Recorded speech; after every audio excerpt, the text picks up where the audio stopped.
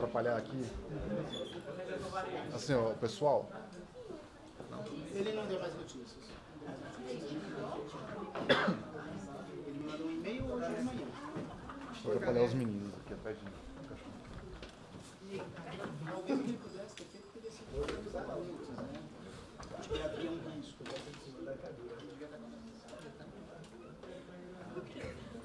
Vamos lá? Boa noite, pessoal, tudo bem? Nós tínhamos programado para hoje à noite, pessoal, uma palestra do professor Reinaldo Pinto, mas ele teve um problema de saúde na família e, infelizmente, ele não vai poder fazer a ótima palestra que ele faria para a gente. É um ótimo pesquisador, mas teve esse contratempo. Felizmente, nós teremos uma palestra igualmente ou mais instigante. Temos a felicidade de ter aqui a presença do professor Oswaldo Novaes de Oliveira Júnior, também conhecido como Chu, só para quando nós chamarmos de Chu vocês não estranharem. O professor Chu, ele fez a graduação em Física aqui no IFISC, certo? Mas fez o doutorado dele na Inglaterra, na Universidade de Wales, é isso? Okay. Ele é professor titular no IFISC aqui já há algum tempo, e ele tem vários episódios de destaque, né? Além de ser professor titular aqui, ele é presidente da Sociedade Brasileira de Pesquisa em Materiais, já recebeu premiações, por exemplo, o Prêmio Scopus 2006 pela editora Elsevier do Brasil e a CAPES, como um dos pesquisadores brasileiros mais produtivos. Ele mexe com temas ligados à nanotecnologia, ele, aqui no nosso grupo de polímeros, mas ele também tem outros interesses, por exemplo, em linguística computacional, vários interesses ligados a computadores, inteligência artificial, redes complexas. Então, é uma pessoa que certamente pode contribuir bastante para a gente. Ele tem uma posição privilegiada, porque nos últimos anos ele ainda é o coordenador da área de física na FAPESP, certo? Então, por enquanto, ele é uma pessoa que tem a oportunidade de avaliar projetos na área de física em todos os níveis, desde iniciação científica até pós-doutorado. Tem uma pessoa com uma visão privilegiada, pode falar um pouco aqui pra gente desse tema interessantíssimo, máquinas inteligentes e a física. Muitíssimo obrigado, Ju. Muito obrigado, Léo. Né? Eu queria começar agradecendo e parabenizando os meus colegas que fazem esse trabalho da escola. Então, estão aqui João Renato, Manuela, Léo, Gregório e nossos alunos e postdocs que também ajudam a participar. A vocês, um carinhoso boa noite e parabéns pelo trabalho que vocês já vêm fazendo, apesar tão jovens, que permitiram que vocês pudessem estar aqui conosco hoje. Eu adoro falar sobre este assunto para jovens, porque serão vocês os mais afetados pelos assuntos e pelos tópicos que eu vou mencionar. A agenda dessa apresentação começa falando de paradigmas de ciência.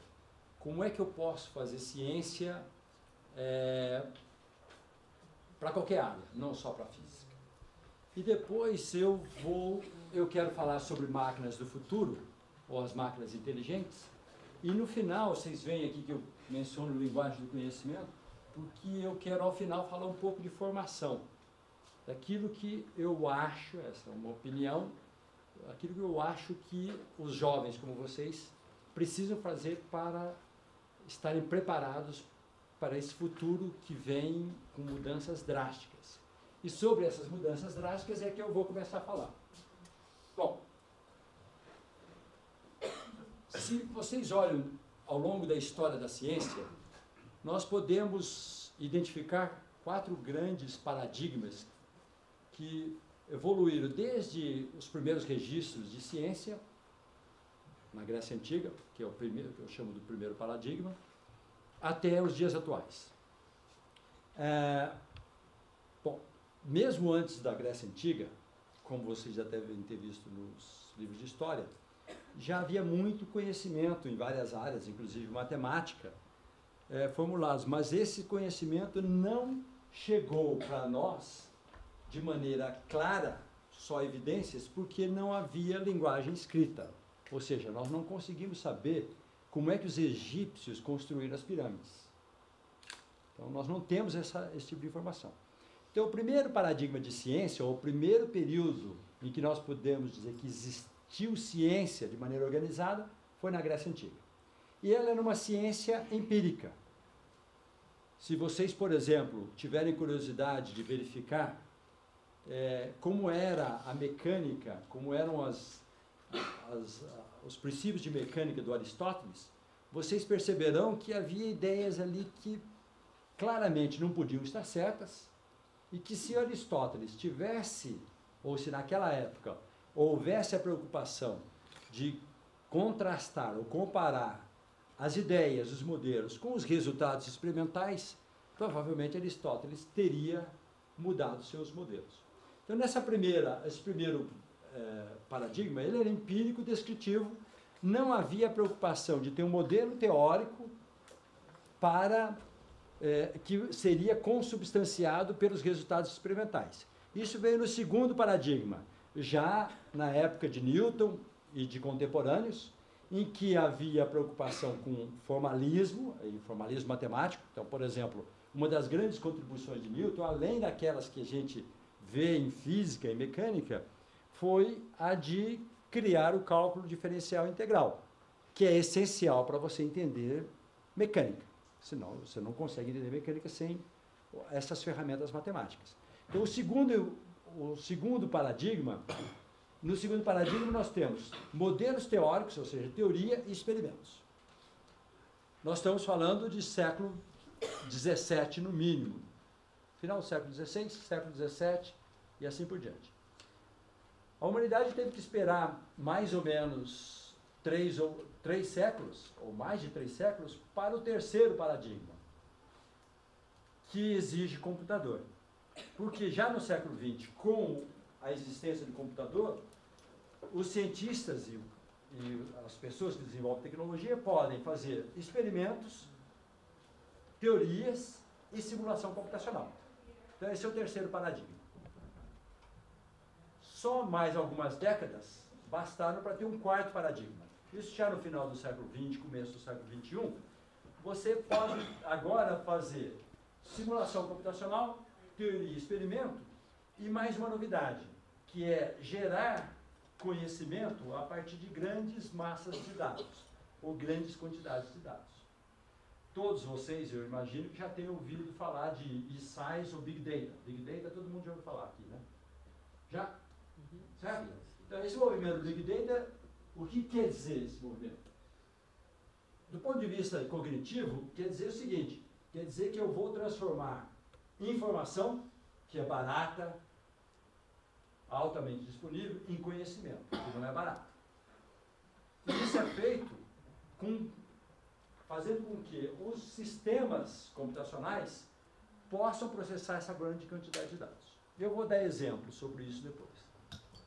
Então veja que nesse quarto paradigma, a propósito, a expressão de quarto paradigma foi cunhada por pesquisadores da Microsoft,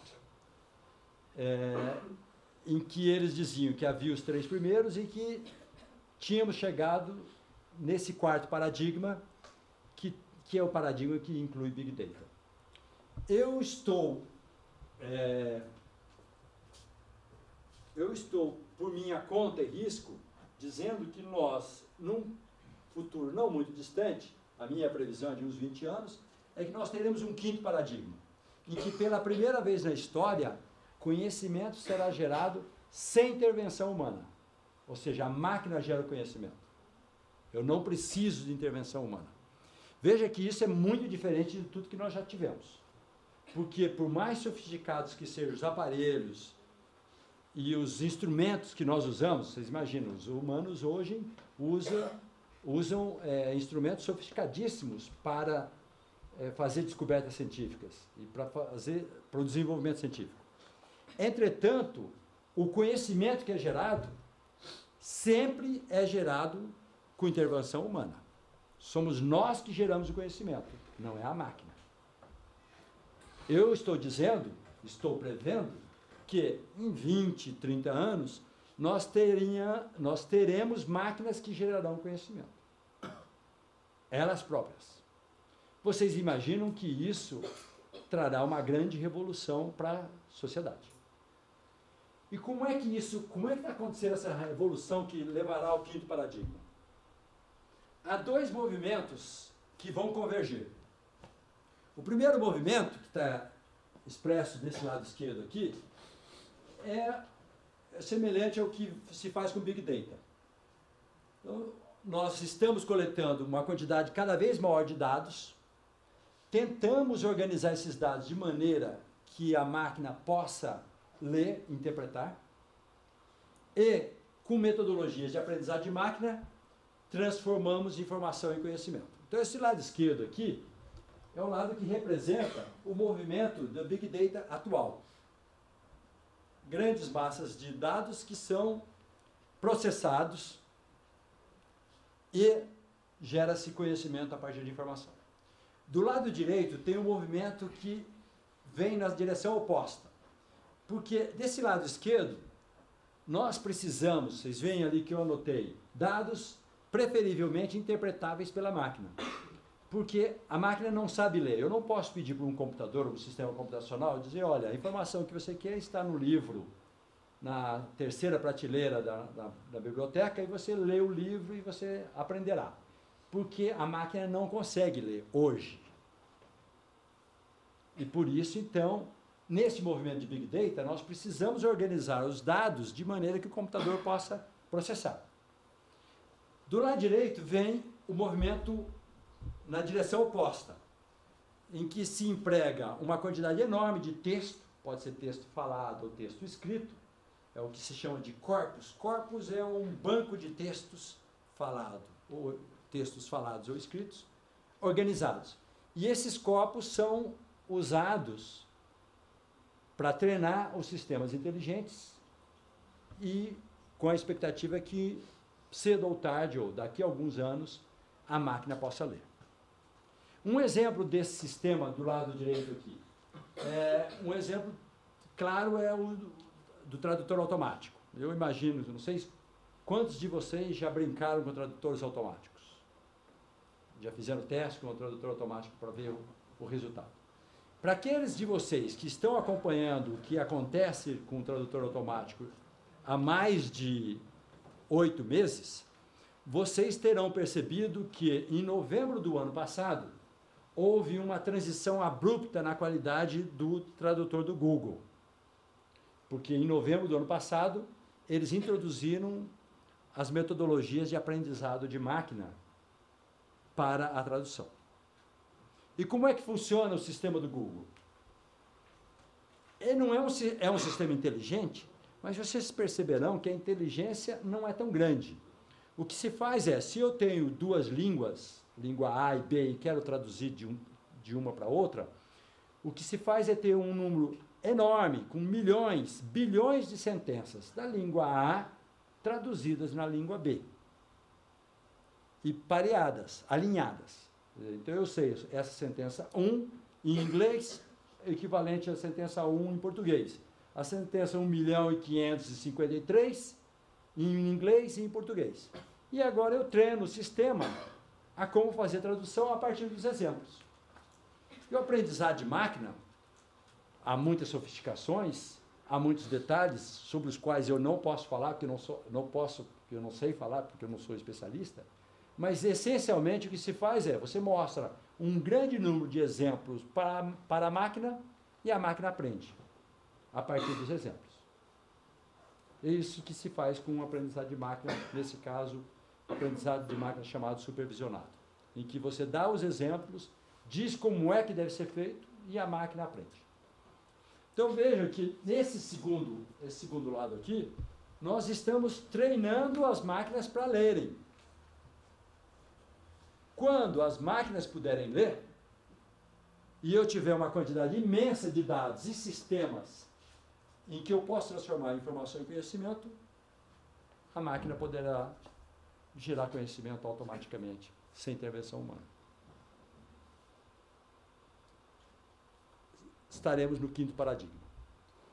As consequências serão enormes, e eu vou voltar a falar sobre isso depois, mas antes disso eu faço uma afirmação que em algumas décadas a maioria, se não todas as atividades intelectuais, serão mais bem realizadas pelas máquinas do que por humanos. O que é interessante é que, ao contrário do que aconteceu com a automação até hoje foi muito fácil, relativamente fácil, fazer a automação e substituir os humanos nas atividades mecânicas, manuais, não intelectuais. Agora a gente tem uma situação ligeiramente diferente. Vai ser mais fácil substituir os humanos nas atividades intelectuais. Voltamos a esse assunto depois, se vocês quiserem, na hora das perguntas. E com isso, por isso que eu faço a afirmação das tarefas intelectuais. E eu acho que a nossa sociedade precisa se preparar para este momento, né? Porque o mercado de trabalho será muito afetado. Esse é o assunto para o final, para discutir com vocês. Agora, naquela lista que eu apresentei dos paradigmas, vocês lembram que nós demoramos mais de 3.000 anos, ou cerca de 3.000 anos, para ir do primeiro paradigma para o segundo, do empírico para um que tinha modelo e experimento. Depois, algumas centenas de anos para ir para o terceiro paradigma. E depois, só algumas décadas para chegar no quarto paradigma. Bom, agora eu faço uma afirmação. Então, vocês percebem que o século XX foi marcante, porque houve muito desenvolvimento no século XX. Na verdade, houve mais desenvolvimento no século XX do que todos os outros séculos somados. Isso também ocorreu para a população humana, né? Vocês veem, o crescimento populacional no século XX foi absolutamente espetacular, muito maior que qualquer outra época da humanidade. Bom, se nós tivéssemos que escolher uma única razão pela qual o século XX teve tanto desenvolvimento, qual é a razão que vocês dariam? O que aconteceu no século XX que foi tão especial e fez com que o século fosse mais produtivo do que todos os outros anteriores somados? O que aconteceu no século XX? Guerras. O que mais? Pode falar alto. A invenção do antibiótico. Mais? Intercâmbio de informação. Intercâmbio de informação. Globalização. Globalização. Mais respostas? Computadores. Computadores. Mais? Desenvolvimento científico. O quê? Desenvolvimento científico. Desenvolvimento científico. Certo. Tá bom. A primeira resposta que me deram é a mais frequente. Eu sempre faço essa pergunta e a resposta mais frequente é das guerras, com a qual eu não concordo. Porque, se vocês olhem na história, houve guerras mais sangrentas e mais duradouras do que as grandes guerras do século XX, sem que tenha havido um grande desenvolvimento que aconteceu no século XX. A extensão das duas guerras do século XX foi maior porque já havia mais comunicações e mais tecnologia. Mas guerras ajudam a alguns desenvolvimentos específicos, a focalizar, por exemplo, a desenvolver armamento ou alguma tecnologia necessária para a guerra. Por outro lado, durante as guerras, o desenvolvimento científico em muitas áreas é praticamente paralisado. A colaboração científica é muito prejudicada. De maneira que, embora eu não tenha nenhum estudo, e eu nunca tenha visto estudos que quantifiquem o que aconteceu durante as guerras, mas eu diria que as guerras são ruins para o desenvolvimento tecnológico. Elas não ajudam o desenvolvimento tecnológico, elas até prejudicam. Vamos às outras respostas agora. Falaram de antibióticos, computadores, globalização, desenvolvimento científico. Essas respostas são, eu diria, são todas parciais, porque elas são consequência disso aqui, ó. Nas primeiras décadas do século XX, a estrutura da matéria foi decifrada. Vocês, quando aprenderam física ou química, já aprenderam como é que funciona a matéria. A matéria é feita de moléculas de átomos, o átomo tem núcleo e tem a camada eletrônica, no núcleo tem as partículas subnucleares. Isso só veio, esse decifrar da estrutura da matéria, só aconteceu nas três primeiras décadas do século XX, com mecânica quântica, teoria quântica e relatividade. A partir do momento que os humanos aprenderam como é que funciona a matéria, como é que a matéria é estruturada e como ela pode ser manipulada, muitas coisas puderam ser desenvolvidas. Os antibióticos, por exemplo. Antibióticos e muitos outros remédios que vieram depois. Então, a grande longevidade da raça humana e o grande aumento populacional se deve às tecnologias que só foram possíveis porque nós conhecíamos a estrutura da matéria. Computador, o que é óbvio, eu só posso ter computador porque eu conheço a estrutura da matéria. Seria impossível fazer computador sem o conhecimento da estrutura da matéria. Então, essas descobertas, ou esse desenvolvimento nas primeiras décadas do século XX, mudaram completamente a maneira como a gente pode fazer ciência e tecnologia, porque deciframos a estrutura da matéria. A propósito, talvez algum dos meus colegas já tenha mencionado para vocês que a tecnologia, uma das tecnologias mais frequentes em tudo que nós fazemos hoje, século XXI, uma das tecnologias mais importantes para nós hoje só é possível devido à relatividade. Qual tecnologia é? GPS. Certo? Sem GPS, sem relatividade, não podemos ter relógio atômico, não podemos ter GPS. Certo? Então vejam que uma teoria concebida sem nenhuma pretensão de aplicação tecnológica, hoje tem um impacto imenso em tudo que nós fazemos. E o que é mais interessante, que a correção da relatividade geral é até mais importante do que a correção da relatividade restrita. Bom, já que eu estou falando disso, todo mundo sabe como é que funciona? E por que a relatividade é importante para o GPS? Todo mundo sabe? Já falaram? Ah, então tá bom. Então não preciso falar. Tá, ótimo. Beleza. Assim como a busca pela estrutura da matéria, né, Chu? Pesquisa básica, Pesquisa pura. básica. Nunca se imaginava que tão rapidamente poderia haver qualquer tipo de aplicação. Bom, se nós conhecemos a estrutura da matéria, podemos fazer nanociência, nanotecnologia, manipular a matéria, fazer coisas, desenvolver computadores. E o que é mais interessante, e isso vocês acompanham com o desenvolvimento científico, principalmente nas últimas décadas, e vocês veem no nosso instituto um exemplo disso, que é o estudo da matéria viva. O nosso instituto já foi pioneiro em pesquisas em biofísica nos anos 60, quando ninguém no país falava em estudar matéria viva com técnicas de física. Hoje, como vocês sabem, um dos nossos cursos na graduação é de Ciências Físicas e Biomoleculares, que é o uso da física para estudar matéria viva. Então, essa é uma das consequências. E computadores também. Então, aliás, é interessante, né? Vocês veem no nosso instituto, essa evolução, a evolução do instituto, eu não vou dizer que foi premeditada ou foi planejada. Eu acho que foi uma consequência natural da atuação dos docentes ao longo das várias décadas que o nosso instituto tem.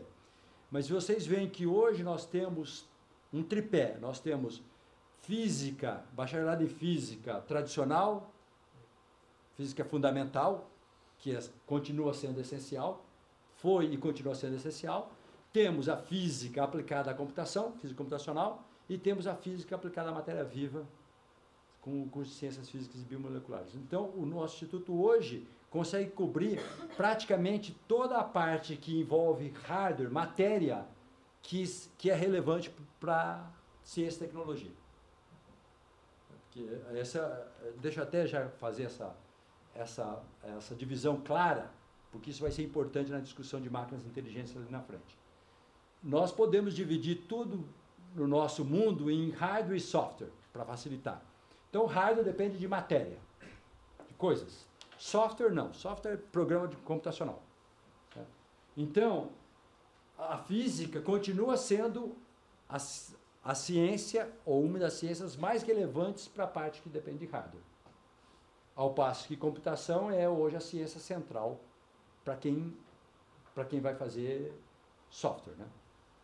Bom, então nós podemos, com essas coisas, ter mais qualidade de vida mais longa e uma série de outras coisas que a gente consegue fazer com nanotecnologia. Mas aí vem uma pergunta. Essa abordagem de nanotecnologia, ou a abordagem que a física usou para decifrar a estrutura da matéria, é uma abordagem que nós poderíamos chamar de reducionista, no seguinte sentido, é que nós pegamos um sistema qualquer e dividimos o sistema ou estudamos cada componente, até os mais primitivos daquele sistema. A pergunta que se faz hoje é, se eu tenho um organismo vivo, por exemplo, e eu conseguisse saber o que vai acontecer com cada átomo ou molécula daquele sistema, eu saberia qual seria o comportamento do organismo? E a resposta é não. Não porque, nos sistemas complexos, nós temos inter-relações ou interações entre os componentes que podem trazer propriedades completamente distintas daquelas que a gente poderia esperar só com soma das propriedades dos indivíduos. Então, fazer ciência e tecnologia hoje, dependendo da aplicação, exige que nós usemos dois paradigmas que são opostos. Aquele em que nós estudamos a matéria até os seus componentes mais primitivos, e um outro em que nós temos que esquecer dos detalhes e tratamos o sistema como um todo. A física e estatística já tem muita experiência para isso, de tratar sistemas complexos em que você esquece dos detalhes, não pensa em cada um dos componentes individuais e trata o sistema como um todo.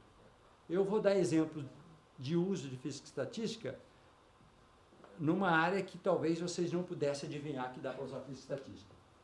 Bom, então esse é o livro do pessoal da Microsoft, em que eles falam do quarto paradigma, é esse aqui. E esse livro surgiu numa época em que havia grande preocupação em fazer sistemas inteligentes por causa do que eles chamam de dilúvio dos dados. Há tantos dados disponíveis que como é que eu posso tentar fazer sentido? Como é que eu transformo aquela quantidade enorme de informações em conhecimento? Então nós precisamos de técnicas, metodologias para fazer isso. E essa é uma preocupação do pessoal da Microsoft como de muitas outras. E no Big Data, o que é Big Data? É você fazer descobertas a partir de muitos dados. E esses são os requisitos para você usar metodologias de Big Data. Você precisa de muita capacidade de processamento no computador, que é óbvio, muita memória, processamento paralelo, precisa fazer mineração de dados, computação em nuvem é uma outra necessidade, dependendo da quantidade de dados que você tem, e o que eu grifei ali, aprendizado de máquina, porque é isso que faz com que as máquinas vão ser inteligentes. E aí, lembrando dessa distinção, isso é algo muito importante para vocês, como em física e em outras áreas, definição de conceitos. Entender que informação é diferente de conhecimento é essencial para a nossa formação. São conceitos distintos, não intercambiáveis. Até porque, como eu já falei, informação pode ser muito barata, fácil de obter, conhecimento não.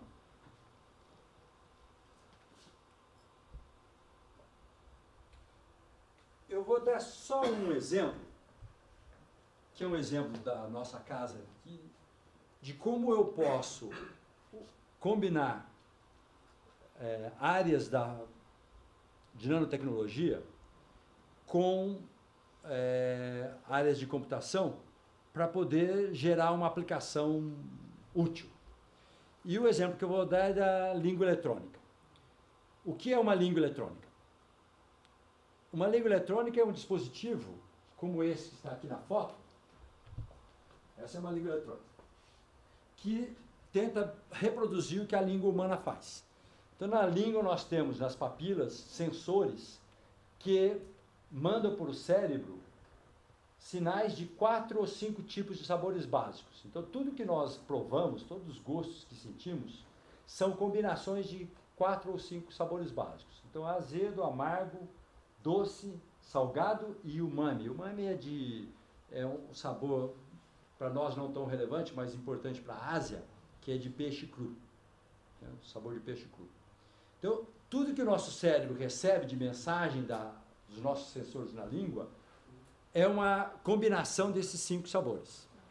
Então, para fazer uma língua eletrônica, ao invés de usar um único sensor, você usa 4, 5 sensores diferentes para poder combinar. Então, um sensor pode ser muito bom para a mudança de acidez no líquido. Certo? Então, mudou um pouquinho a acidez, muda bastante o sinal elétrico. A língua eletrônica faz-se uma medida elétrica. E depois, essas medidas elétricas são combinadas com técnicas estatísticas e ou computacionais para você distinguir sabores. Então, a língua eletrônica que foi desenvolvida aqui é tão sensível, ela é, para sal, 10.000 vezes mais sensível que a língua humana. Então, se é muito sensível, você pode começar a comparar líquidos que são muito parecidos entre si, mas que a língua consegue diferenciar um do outro. Então, se vocês olham do lado esquerdo aqui, esse é um diagrama que mostra, essas são amostras de vinho, o vinho C devia ser esse Cabernet Sauvignon aqui, 2000, vinho D e assim por diante. Então, essa língua eletrônica consegue distinguir quais são os vinhos, e vocês veem que tem casos em que a uva é a mesma, o produtor é o mesmo e a safra são diferentes, ou nesse caso, a uva é a mesma e o produtor e a safra também é a mesma, só que os produtores são diferentes. Então, se a língua é tão sensível, ela consegue distinguir, olha, esse é o vinho 1, vinho 2, vinho 3, vinho 4. Mas você pode fazer mais ainda. Você pode ensinar a língua o que é gostoso ou não. Esse nós temos um exemplo do lado direito, que é com um café. Então, eram cafés que foram degustados por degustadores profissionais da BIC, que é a Associação Brasileira da Indústria do Café, e eles davam notas para o café. Então, as notas que os degustadores humanos, né, especialistas, eles davam notas que estão nessa escala aqui. E nós usamos técnicas de inteligência artificial para adivinhar as notas a partir das medidas da língua eletrônica. Estão aqui. Usamos vários métodos diferentes, mas se vocês se concentrarem nos quadrados cheios aqui, olha, vocês percebem uma correlação alta entre a nota que foi atribuída pelos degustadores e a nota adivinhada pela língua eletrônica. A correlação é tão alta que dá um índice de correlação de 0,964, aquele índice ali, se fosse 1, era a correlação absoluta, como se tudo estivesse sobre a reta. Né? Como não está todo sobre a reta, a correlação é um pouco menor. Então, vocês veem que é possível ensinar para a língua eletrônica o que é gostoso, qual é o café mais gostoso. Bom, esse é um exemplo em que nós precisamos usar técnicas de física, química, engenharia, para construir a língua eletrônica, e depois técnicas de computação para ensinar a língua, ou seja, o sistema computacional, o que é gostoso. Bom, eu agora posso pensar em usar sistemas como esta língua eletrônica para detecção de doenças. Como é que se pode, por exemplo, detectar câncer, dependendo do tipo de câncer, obviamente. Há técnicas de imagem, que são caras, mas há técnicas mais simples em que você desenvolve um sensor, como é o sensor da língua eletrônica, e que detecta algo no corpo da pessoa que é indicativo que ela tem câncer. Então, por exemplo, se você faz um exame de glicose e vê que a taxa de glicose está muito alta, é porque você deve ter diabetes. O mesmo se passa com câncer, com os diferentes tipos de câncer. Há marcadores ou biomarcadores que são, em geral, proteínas no corpo da pessoa, que, quando elas estão em grande quantidade, significa que a pessoa tem câncer. Então, hoje, há uma quantidade enorme de estudos para desenvolver exames cada vez mais sofisticados para o médico fazer o diagnóstico. E esses exames podem ser de várias naturezas. Então, um médico, quando vai avaliar um paciente, ele usa os dados de sensores, esses de análises clínicas, que todo mundo, exame de sangue, de urina, de fezes, usa imagens e usa relatórios também, os prontuários do paciente, uma descrição que o paciente faz dos sintomas que tem. No sistema, quando vocês vão ao médico, o que o médico faz é o seguinte, ele pega esse conjunto de dados aqui, olha, e desse conjunto de dados, ele vai diretamente para o diagnóstico. Certo? No futuro, o médico provavelmente terá a assistência de um sistema computacional que vai poder comparar os dados deste paciente com um repositório de milhares ou milhões de pacientes. E processar todos esses dados, então vocês veem que há várias outras caixinhas aqui, porque você pode ter que preprocessar os dados, você pode ter que fazer mineração de dados, classificação e assim por diante, para chegar no diagnóstico. Bom, por que isso é relevante? Por vários motivos. Os sistemas assistidos por computador hoje já conseguem dar diagnósticos melhores do que os médicos. Hoje. E a tendência é que isso possa ser aumentado. Há 10 dias, eu reencontrei um colega do nosso, ex-colega do nosso departamento. Ele foi professor no curso de Física Computacional por muitos anos, mas faz uns 15 anos, mais ou menos, que ele saiu para trabalhar em empresas de informática. E hoje ele mora em Londres e trabalha numa empresa que chama Nuance. Não sei se vocês já ouviram falar nessa empresa. Fala-se pouco dela, mas é uma grande empresa que tem 90% do mercado de processamento de fala. Então, por exemplo, quem usa os iPhones, que tem a Siri, o sistema de processamento de fala da Siri, de reconhecimento de voz, foi feito por essa empresa. Nuance. E ele estava dizendo que uma das divisões mais importantes da empresa dele era a de medicina. E que ele até me perguntou, eles fazem diagnósticos. Quando o diagnóstico não concorda com o do médico, monta-se uma junta médica que reúne todos os dados e decide quem está correto, a máquina ou o médico. E aí ele me perguntou, em quantos por cento dos casos você acha que o nosso sistema está correto? Aí eu falei, 95%? Sou otimista, né?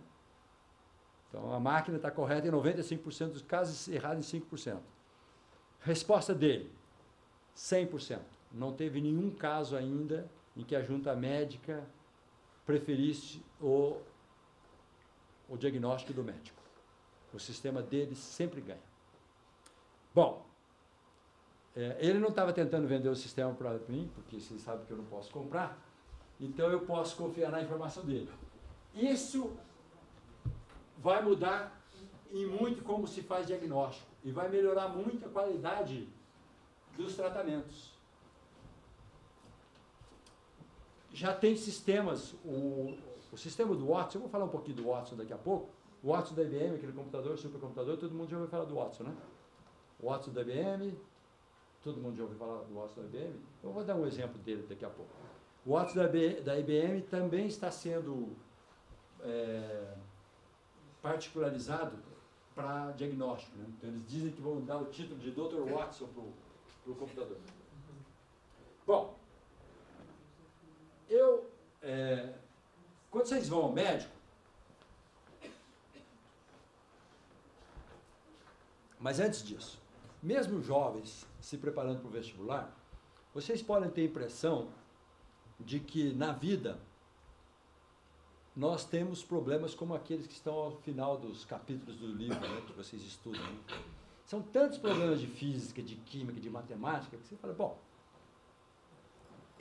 tudo na vida são problemas que eu posso formular, tem uma equação, tem um modelo que eu resolvo. Mas a vida real é muito diferente. Eu diria que é uma porcentagem ínfima, representada pelos problemas que são solúveis dessa maneira como nós somos acostumados nos nossos cursos. Na vida real, a maioria esmagadora dos problemas não pode ser resolvido com modelos, equações. O que a gente consegue fazer, em geral, é classificar. Por exemplo, você vai ao médico. O médico não tem um modelo, uma equação para determinar qual a doença que você tem. Tudo que o médico pode fazer é te classificar. Se está doente ou não está, se está doente, qual doença e quão grave ela é. É isso que o médico faz. Então, como grande parte das atividades é de classificação, nós temos que começar a aprender métodos de classificação. Os sistemas de aprendizagem de máquina, que acabaram por ser vencedores, quer dizer, as técnicas mais empregadas hoje são as técnicas chamadas de deep learning, né? Não sei se a gente tem uma boa tradução para o português, né? O aprendizado profundo, que são redes neurais, né, de muitas camadas, e profundo porque você vai até as folhas, né, até fazer a classificação mais primitiva possível. E essencialmente o que você faz com essas metodologias é classificação. Você não faz outra coisa. Então, aqui eu vou dar um exemplo de classificação de texto. Lembra que o médico, para fazer um diagnóstico, ou o sistema computacional, tem que interpretar texto? E nós estamos tentando ensinar o computador a interpretar texto, a ler.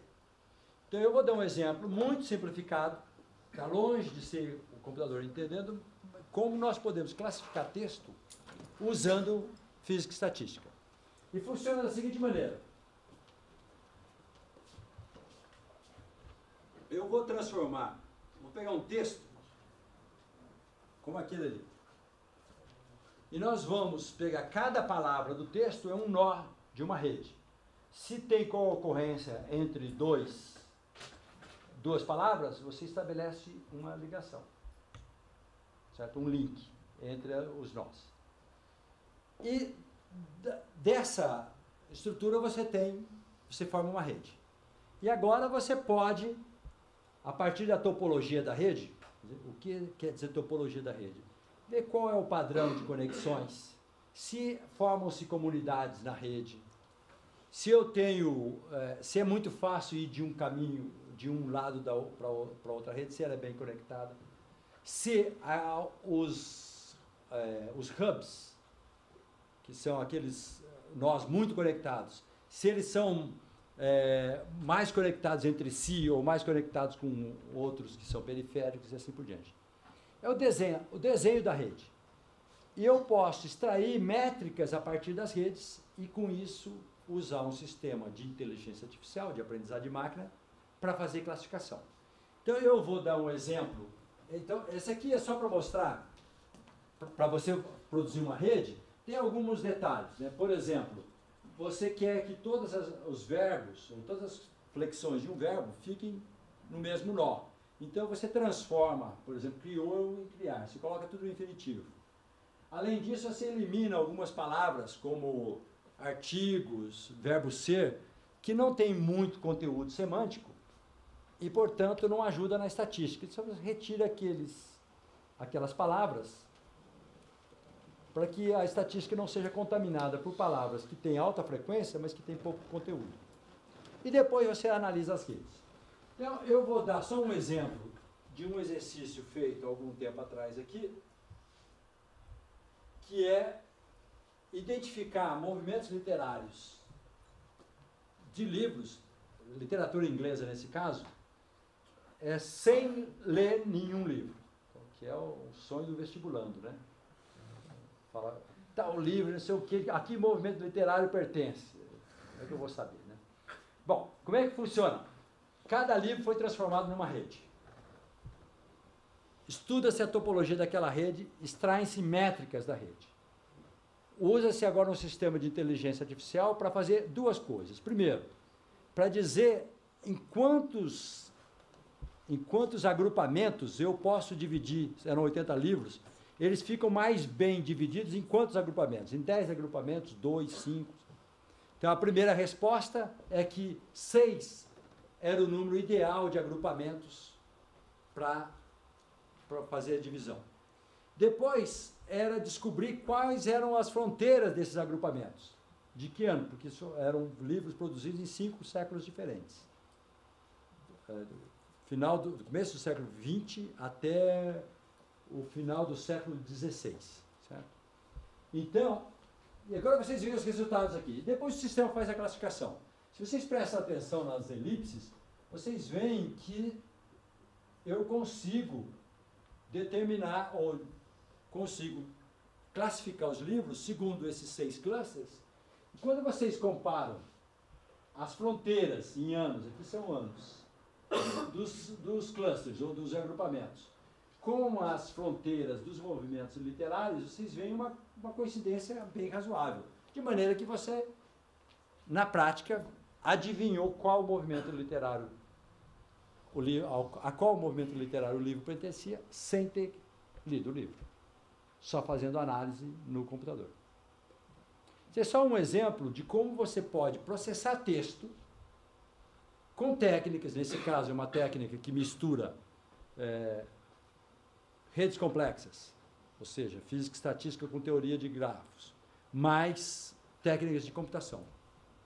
Bom, eu falo demais, mas não devo demorar muito mais.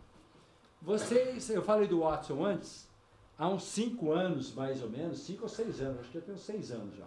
O Watson ganhou dos campeões americanos daquele jogo Jeopardy, que é um jogo de perguntas e respostas da televisão americana. Acho que todo mundo deve ter visto isso no noticiário, né? É um jogo de perguntas e respostas sobre qualquer assunto. Então vocês imaginam a dificuldade. E o computador ganhou dos humanos, dos campeões. Agora, esse computador não era um qualquer. Olha os dados dele aqui. Olha quanto esse computador tinha de memória. Mas o que eu acho assim, mais ilustrativo é isso aqui, olha. O computador pode processar 1 milhão de livros num segundo. Eu leio rápido. Mas eu ainda não tenho conseguido ler muitos livros assim, certo? Vocês leem quantos livros em 1 segundo? De vez em quando eu leio 7. Mas você tem que estar bem humorado, verdade. Então nos dias de bom humor, mas esse do Watson está falando num dia que o humor dele está médio, certo? Então você vê, 1 milhão, os outros dados ali são acessórios. Você pensar que uma máquina processa 1 milhão de livros num segundo, como é que se compete com ela? Então, ele tinha toda a informação da internet disponível até então na memória, para poder responder as perguntas. Inclusive o Wikipedia inteiro. Bom, vamos falar um pouquinho dos computadores do futuro, para a gente terminar. Os computadores hoje, embora pareçam diferentes, eles são quase todos iguais, né? Muda lá a marca, o sistema operacional, mas essencialmente o computador que você compra, que eu compro, que todo mundo compra, são os mesmos computadores. Porque as mudanças são muito pequenas. Esses computadores têm centenas, talvez milhares de programas e aplicativos. Outra coisa interessante desses computadores é que eles não aprendem. Ou melhor, eles aprendem manualmente. Você coloca a informação lá. E eles não têm independência para decidir. Então, o computador não decide nada. Bom, a não ser quando eu decido não funcionar. Mas eu não conto como uma decisão que seja útil, né? Então, esses são os computadores de hoje. Mas como é que serão os computadores daqui 20, 30 anos?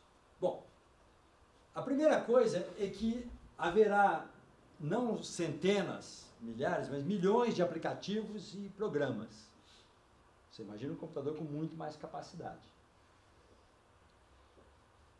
Bom, se eu tenho um computador com tantos aplicativos e programas, é provável que para escolher qual eles vão ser personalizados. Porque nem todo mundo vai ter os mesmos programas. E na hora de escolher o computador, não basta ver aquelas especificações básicas que eu vejo hoje, memória, capacidade de placa de vídeo e tal. Vai ter muito mais coisas que terão que ser decididas. E, portanto, eu não vou, provavelmente, escolher o meu computador por conta própria. Eu não terei essa competência. Eu vou precisar do meu agente inteligente, que me conhece, sabe do que eu preciso, para ajudar a escolher o computador. Então, de certa forma, o computador vai ser herança de um sistema inteligente, de um agente inteligente. E a outra coisa é que o computador vai aprender continuamente. Vocês veem, todos vocês devem ter computadores em casa e eles estão todos parados. O meu está quietinho lá, desligado. Ele não está aprendendo. Veja o desperdício. Certo? Desperdício de máquina, de tempo, de tudo. Porque ele não está aprendendo. Nós não conseguimos fazer nosso computador aprender o tempo todo. Hoje. Mas isso vai mudar. Certo? E os computadores tomarão decisões. Porque muitos dos programas serão feitos por outras máquinas. Então, quando houver algum problema no computador, você não sabe de onde veio aquela decisão. Então, vocês veem que isso aqui já é algo que está naquele quinto paradigma que eu mencionei antes. Bom, eu queria fazer só um parênteses para falar dos aplicativos. Porque os aplicativos são uma revolução silenciosa. Todo mundo faz, no mundo inteiro, para as coisas mais diferentes. Pouca inteligência, mais útil, menos útil. Mas eles representam uma revolução porque é conhecimento que está sendo adicionado o tempo todo. Aliás, eu não sei se vocês sabem, algumas das grandes empresas têm concursos para aplicativos. E você pode ganhar muito dinheiro se você conseguir fazer um aplicativo que seja útil mesmo e que seja comercializável, né? E com grande sucesso. Então, os aplicativos são especiais porque é conhecimento distribuído que está sendo juntado. Ainda não temos sistemas suficientemente inteligentes para juntar todos os aplicativos no aplicativo dos aplicativos, que uma hora vai acontecer. Já tem tentativas, né? Então, por exemplo, esses assistentes no nosso celular já fazem mais ou menos um pouco disso, né? Você pede algo para a Siri, por exemplo, ou para outras, não sei como é que chamam as outras assistentes, e ela já dispara os aplicativos. Os aplicativos são interessantes porque eles muitas vezes resolvem problemas complicados sem atacar a raiz do problema. Eu vou dar um exemplo. Por décadas, as pessoas mais inteligentes de linguística computacional, ou muitas pessoas, fizeram artigos e teses para descobrir maneiras inteligentes de identificar nomes no texto. Você tem um texto qualquer, a maioria das palavras estão no dicionário. Mas tem muitas palavras que não estão no dicionário, e como é que você identifica? O que elas querem dizer? Por exemplo, você vê num texto Santander, Bradesco ou Microsoft. Como é que você vai saber o que é que está ali? Não está no dicionário. Além de que, se você vê Microsoft, pode ser a empresa, pode ser o prédio da Microsoft. Bom, então, muitas pessoas gastaram décadas da vida deles criando maneiras inteligentes de descobrir como é que eu adivinho o que é um nome no texto. Bom, corta aí esses inteligentes. Pega lá uma pessoa, que eu não sei quem o primeiro que fez isso, que não sabia o que era linguística computacional, que não sabia coisa nenhuma e criou um aplicativo para o táxi. Por quê? Havendo GPS e com os mapas, você tem os nomes de todas as ruas e praças já determinados sem nenhuma inteligência, você não precisa de nenhuma inteligência. Então o aplicativo resolveu um problema que estava pendente há décadas, sem solução. Até hoje não tem uma solução boa para você adivinhar no texto qual identificar nomes, não existe essa solução, mas o desenvolvedor do aplicativo, completamente ignorante dos problemas de linguística computacional, não se preocupou com isso e resolveu, porque com os mapas todos com os nomes, não há ambiguidade, a partir da localização com o GPS. Então vejam que aplicativo resolve problema que é complicado, sem muitas vezes ter que resolver. E é isso que tem trazido muito conhecimento e fazendo com que os sistemas possam ficar inteligentes. Bom, então, para terminar agora, vamos falar do mercado de trabalho e formação. Mercado de trabalho, vamos pensar, tem classificar, grosso modo, as atividades em 4 tipos. Manual rotineiro, manual sem rotina, intelectual rotineiro, intelectual sem rotina. Manual rotineiro é fácil de entender, você trabalha numa indústria, os robôs já substituem os humanos há muito tempo. Então é fácil. O manual sem rotina é um pouco mais complicado, por exemplo, fazer o encanador, o eletricista, que tem que fazer o seu trabalho, ou uma faxina, ou fazer uma limpeza, então é manual sem rotina. Depois tem o intelectual rotineiro, as máquinas já fazem um bom tempo. Por exemplo, folha de pagamentos de uma indústria, você pode ter, ou indústria de uma empresa, a USP tem 21 mil funcionários. Quem faz a folha de pagamentos é o computador, certo? As contas todas de salários e tal, não é mais um humano que faz. Há 30 anos devia ter um departamento enorme de financeiro e de pessoal fazendo as contas todas dos salários, imprimindo os olerites. Isso agora acabou. É um programa de computador que faz tudo. Então, o intelectual rotineiro, a gente pode não perceber, mas isso já está sendo substituído por máquinas há muito tempo. Mas então agora a pergunta é, quais sobrarão para os humanos fazerem? O intelectual, os de rotina a gente já sabe que as máquinas já podem fazer há um bom tempo. Sem rotina intelectual, nós podemos ter máquinas inteligentes fazendo, principalmente naqueles casos em que eu não preciso de robô. Se eu precisar de um robô mesmo, que faz coisas, é muito mais caro e muito mais complicado. Então, é provável que o trabalho manual sem rotina seja o último a ser substituído. Não porque é mais difícil, mas é porque vai ser caro produzir robôs que possam fazer aquele serviço. Ao passo que o intelectual, mesmo sem rotina, eu só preciso de sistema inteligente, eu preciso só de software, não preciso de hardware. Lógico que tem muita gente trabalhando, o professor Gregório deve ter dado uma palestra para vocês, falando um pouco da pesquisa dele, certo? Ele deve ter falado um pouco da pesquisa, ainda não? Mas eu vou falar, o professor Gregório tem pesquisas em sistemas que podem ter inteligência artificial ou aprendizagem de máquina por hardware. E essa é uma área muito menos desenvolvida do que a aprendizagem de máquina por software. A aprendizagem de máquina por software já está entre nós. Todo mundo já usamos, já está no nosso dia a dia.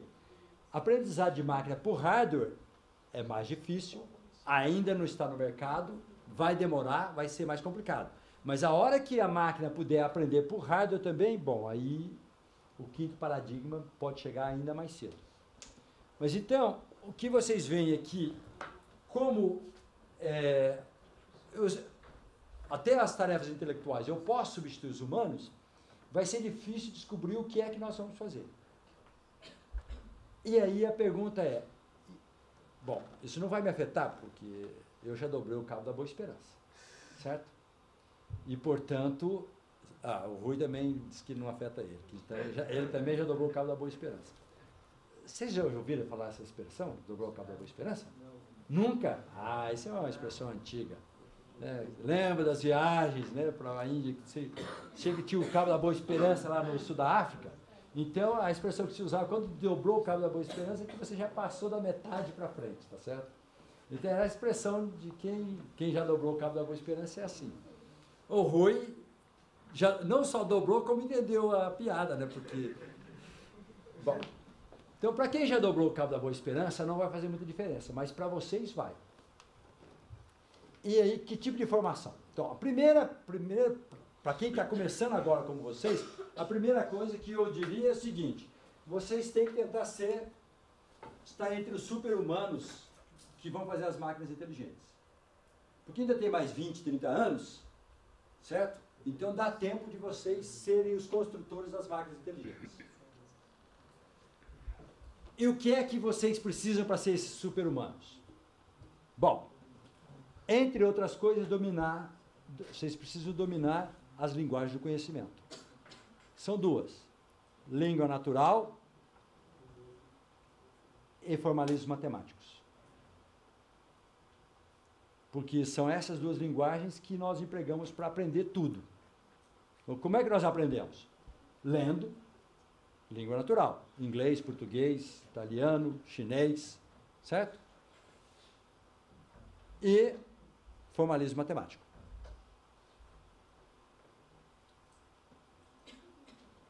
Aprender as linguagens do conhecimento. Depois vocês têm que ser capazes de entender modelos e sistemas e processar grandes quantidades de dados e analisar esses dados.